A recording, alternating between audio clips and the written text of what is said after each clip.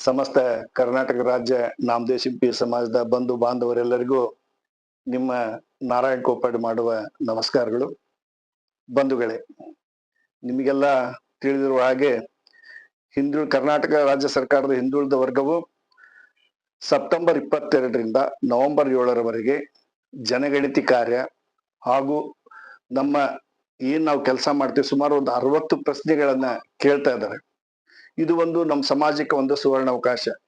ಈ ಹಿಂದೆ 1983ರಿಂದ 93ರಲ್ಲಿ ಹಿಂದುಳಿದ ವರ್ಗ ಆಯೋಗದ ಅಧ್ಯಕ್ಷರಾದಂತ LG ಹಾವನೂರ್ ಅವರು ನಮ್ಮ ನಾಮದೇವ್ ಶಿಲ್ಪಿ ಸಮಾಜವನ್ನ ಹಿಂದುಳಿದ ವರ್ಗ 2A ಪ್ರವರ್ಗಕ್ಕೆ ಸೇರಿಸಿ ಆದ್ಮೇಲೆ 2008ರಲ್ಲಿ ಜನಗಣತಿ ಆಯ್ತು.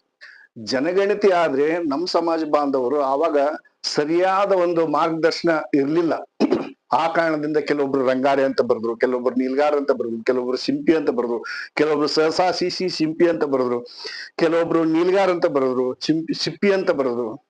ಹೀಗೆ ಹಲವಾರು ಹೆಸರುಗಳಲ್ಲಿ ನಾಮದೇವ್ ಶಿಲ್ಪಿ ಸಮಾಜ ಒಡೆದು ಹೋಗಿ ನಮ್ಮ 2025ರಲ್ಲಿ ಈ ನಮ್ಮ ಜಯಪ್ರಕಾಶ್ ಹೆಗಡೆ ಅವರು ವರದಿಯನ್ನ ನೀಡಿದ ಮೇಲೆ ಅದರಲ್ಲಿ ನಮ್ಮ ನಾಮದೇವ್ ಶಿಲ್ಪಿ ಸಮಾಜ ಕೇವಲ 43,000 ಜನಸಂಖ್ಯೆ ಇದೆ ಮಾತ್ರ ಅಂತ ಹೇಳಿದ್ರು. ನಾವು ಆಮೇಲೆ ಅವನ್ನೆಲ್ಲ ಕೂಡಿಸಿ ನೋಡಿದಾಗ ಸುಮಾರು 2 ಲಕ್ಷ ಜನಸಂಖ್ಯೆ ಬಂತು ಟೋಟಲಿ.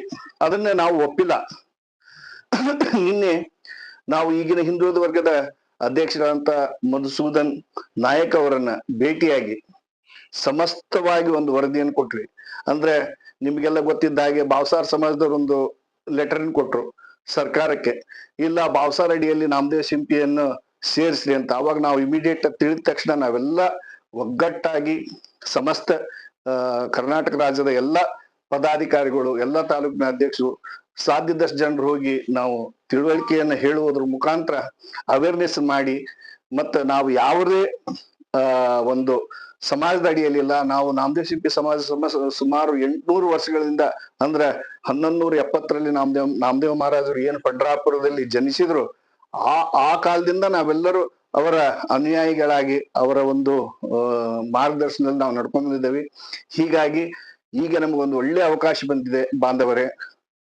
ಸೆಪ್ಟೆಂಬರ್ 22ರಿಂದ ನವೆಂಬರ್ 7ರವರೆಗೆ ನಡೆಯುವಂತ ಕಾರ್ಯಕ್ರಮದಲ್ಲಿ ಎಲ್ಲಾ ತಾಲೂಕಿನ ಅಧ್ಯಕ್ಷರು ನಿಮ್ಮ ತಾಲೂಕಿನಲ್ಲಿ ದಯವಿಟ್ಟು ಮೀಟಿಂಗ್ಗಳನ್ನು ಮಾಡಿ, ಸಾಧ್ಯವಾದ್ರೆ ನಾವೆಲ್ಲ ಕಮಿಟಿಯವರು ಮತ್ತೊಂದು ಸರಿ ಬರ್ಲಿಕ್ಕೆ ಪ್ರಯತ್ನವನ್ನ ಮಾಡ್ತೀವಿ.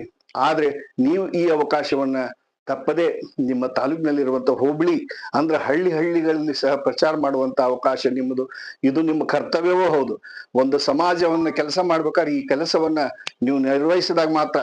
ಆದ್ರೆ ಬರಿಬೇಕಾದ್ರೆ ಎಲ್ಲರೂ ಒಂದೇ ಹೆಸರನ್ನ, ಒಂದೇ ವೇದ ವಾಕ್ಯ, ಒಂದು ಜಾತಿ ಒಂದು ಹೆಸರು, ಆ ವೇದ ವಾಕ್ಯದಡಿ ನಮ್ಮ ಸಮಾಜ ನಮ್ಮ ಹೆಮ್ಮೆ ಅನ್ನೋ ಒಂದು ರೀತಿಯಲ್ಲಿ ನೀವು ಇಲ್ಲಿ ನಡ್ಕೊಂಡೋಣ. ಹಿಂದುಳಿದ ವರ್ಗವು ಪ್ರಕಟ ಮಾಡಿದೆ, ನಮ್ದು 940ನೇ ಸಂಖ್ಯೆಯಲ್ಲಿದೆ. ಅಲ್ಫಾಬೆಟಿಕ್ N ಅಲ್ಲಿ ನಮ್ದು ಬರ್ತದೆ. ಆ ಬಂದಾಗ ಯಾರು ಏನೇ ಕೇಳಿದ್ರು ಎಲ್ಲರಿಗೂ ಒಂದು ಶಿಸ್ತುಬದ್ಧಾದಂತ ಒಂದು ತಿಳುವಳಿಕೆಯನ್ನ ತಾಲೂಕಿನ ಅಧ್ಯಕ್ಷರು, ಯುವ ಘಟಕ, ಮಹಿಳಾ ಘಟಕದವರು ಎಲ್ಲರೂ ಸೇರ್ಕೊಂಡು ಎಲ್ಲ ಸಮಾಜ ಬಾಂಧವರು ತಿಳುವಳಿಕೆಯನ್ನು ಕೊಡಿ ಮತ್ತು ಒಂದೇ ಧ್ವನಿ ಇರ್ಲಿ, ಅದು ನಾಮದೇವ ಶಿಲ್ಪಿ ಸಮಾಜ ಅಂತ ಬರೆಸ್ಲಿ ಅಂತ ಹೇಳ್ತಾ ಮತ್ತೊಮ್ಮೆ ಎಲ್ಲರಿಗೂ ಪ್ರಾರ್ಥನೆ ಮಾಡೋದೇನಂದ್ರೆ, ಹಿಂದ ಆದಂತ ತಪ್ಪುಗಳು ಮತ್ತೆ ಆಗುವುದು ಬೇಡ. ನಾವೆಲ್ಲರೂ ಒಂದೇ ನಾಮದೇವ್ ಶಿಲ್ಪಿ ಸಮಾಜದ ಒಂದೇ ಹೆಸರಿನಡಿ 940 ಸೀರಿಯಲ್ ನಂಬರ್ ಅನ್ನ ನಾಮದೇವ್ ಶಿಲ್ಪಿ ನಮ್ಮ ಸಮಾಜ ನಾಮದೇವ್ ಶಿಲ್ಪಿ ಸಮಾಜ ಅಂತ ಬರೆಸ್ಲಿ ಅಂತ ಹೇಳಿ ಮತ್ತೊಮ್ಮೆ ಮನವಿ ಮಾಡಿ ಸಮಸ್ತ ಕರ್ನಾಟಕದ ಜನತೆಗೆ ನನ್ನ ಹೃದಯಪೂರ್ವಕವಾದಂತ ಧನ್ಯವಾದಗಳನ್ನ ಕೊಡಿಸ್ತೀನಿ. ಜೈ ನಾಮದೇವ್.